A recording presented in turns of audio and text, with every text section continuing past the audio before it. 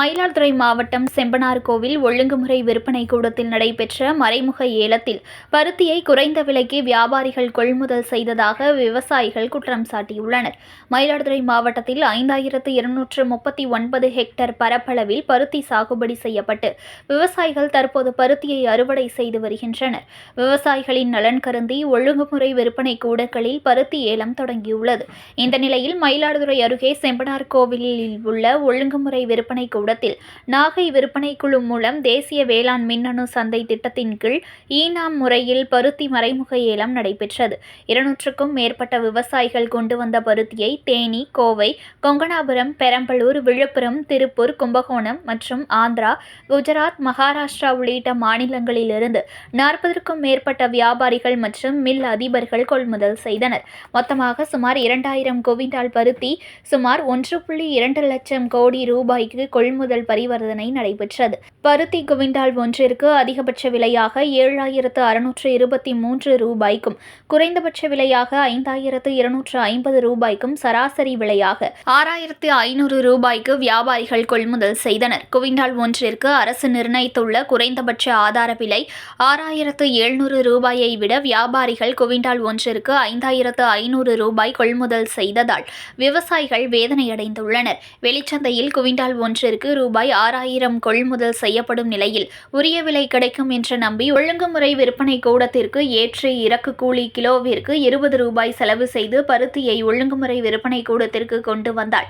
அங்கு குவிண்டால் ஒன்றிற்கு 5500 ரூபாய் கொள்முதல் செய்ததால் விவசாயிகள் அதிருப்தியடைந்தனர். கடன் வாங்கி செலவு செய்து விளைவித்த பருத்திக்கு உரிய விலை கிடைக்கவில்லை என்றும் இந்திய பருத்தி கழக அதிகாரிகள் ஏலத்தில் பங்கேற்று கொள்முதல் செய்ய வேண்டும் என்று விவசாயிகள் தெரிவித்தனர்.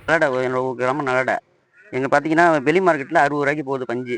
இங்கே வந்து 55 ரூபா போட்டிருக்காங்க. இந்த பஞ்சோட தரம் என்ன இருக்குன்னு எனக்கு தெரியல. இது உற்பத்தி செலவு ஏகப்பட்டதாக இருக்குது. இது எடுத்துகிட்டு வர செலவு மட்டுமே எங்களுக்கு 20 ரூபா ஆகுது கிலோவுக்கு. நாங்கள் என்ன செய்யறது? இல்லை தற்கொலை பண்ணிக்கிறது தான் இதை தீர்வுன்னு நினைக்கிறேன். கலெக்டர் ஆஃபீஸில் போய் நாங்கள் ஏதாவது இது பண்ணிட்டு தற்கொலை பண்ணுறது தான் எங்களுக்கு பெரிய இதாக இருக்குது. மன உளைச்சலாக இருக்குது. உண்மையிலே சொல்கிறேன், என்னோட சூழ்நிலை இன்றைக்கி 1 லட்ச ரூபா ஆப்ரேஷன் கட்டணும் என் மனைவிக்கு. அந்த சூழ்நிலை நான் இந்த பருத்தி விற்று தான் கொண்டு போகணும்னு நினைக்கிறேன். நான் என்ன செய்யறது? இந்த குடும்ப சூழ்நிலை எப்படி இருக்குது, கொஞ்சம் விவசாயோட சூழ்நிலை எப்படி இருக்குது, பருத்தியோட விலை எப்படி இருக்குது. வெளியில் 60 ரூபா வைக்கிறப்ப 55 ரூபா 52 ரூபா போட்டுருக்காங்க. நாங்கள் என்ன செய்யறது? விவசாயிகள் என்ன செய்ய முடியும்? கடன் அடைக்கிறதா? நாங்கள் என்ன எப்படி உனக்கு காலம் தள்ளுறது? இதை வச்சுக்கிட்டு இதுக்கு ஒரு அரசு ஏதாவது ஒரு தீர்வு செய்யணும். அரசு 75 ரூபா தின்னு வச்சுருக்காங்க விலை. அந்த சிஎஸ்ஐ வந்து எடுக்க சொல்லணும். பிரைவேட் உள்ள விட்டு அவங்க இது பண்ணுறாங்களா எனக்கு உங்களுக்கு புரியல. எங்களுக்கு கமிட்டிலேருந்து இது வரைக்கும் எதுவுமே வந்து வரல. பிரைவேட் மார்க்கெட் தான் போட்டு போயிருக்காங்க. 52 ரூபா 72 ரூபா 75 ரூபா நம்ம இந்திய கார்பரேஷன் வச்சிருக்கு. அந்த விலையில ஏதாவது எங்களுக்கு 75 அது இருந்தால் கூட எங்களுக்கு ஒரு இதாக இருக்கும், ஆதங்கமாக இருக்கும், ஒரு இதாக இருக்கும். ரொம்ப இதாக இருக்குது எங்களுக்கு. என் பேர் கார்த்தி. ஐயா, நான் பாகசாலை வட்டம் தொக்கலாக்குடி கிராமம். நான் வந்து பஞ்சு எடுத்து கமிட்டிக்கு வந்திருக்கேன். கிராமத்தில் இருக்கிற கடையில் வந்து 62 ரூபா எடுக்கிறாங்க. இங்கே நான் எடுத்துகிட்டு வந்த பஞ்சியை வந்து 55 ரூபா போட்டிருக்காங்க. ஒரு கிலோவுக்கு 15 ரூபா எங்களுக்கு செலவாகுது.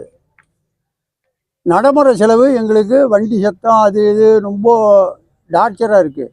இது வந்து அரசாங்கத்தில் ஏதாவது பரிசீலனை பண்ணி பஞ்சுக்கு ஒரு நல்ல விலை கிடைச்சாதான் அடுத்த வருடம் பஞ்சு போட முடியும். இது வந்து அரசாங்கம் செய்யணும். இது எங்களுக்கு ஒன்றும் கட்டுப்படியான விலை இல்லை. ஒரு கிலோவுக்கு எங்களுக்கு 20 ரூபா கிட்டத்தட்ட செலவாகுது. ஒரு கிலோ எடுக்கிறதுக்கு அவங்களுக்கு டீ செலவு, அவங்களுக்கு சாயந்தரம் அவங்களுக்கு அமுதம் வாங்கி கொடுக்கறது, இதெல்லாம் எங்களுக்கு 20 ரூபா செலவாகுது. இது அரசாங்கம் பார்த்து நல்ல எங்களுக்கு கொடுக்கணும். செய்திகளை உடனுக்குடன் தெரிந்து கொள்ள லைக் பண்ணுங்க, ஷேர் பண்ணுங்க, சப்ஸ்கிரைப் பண்ணுங்க, மறக்காம கமெண்ட் பண்ணுங்க.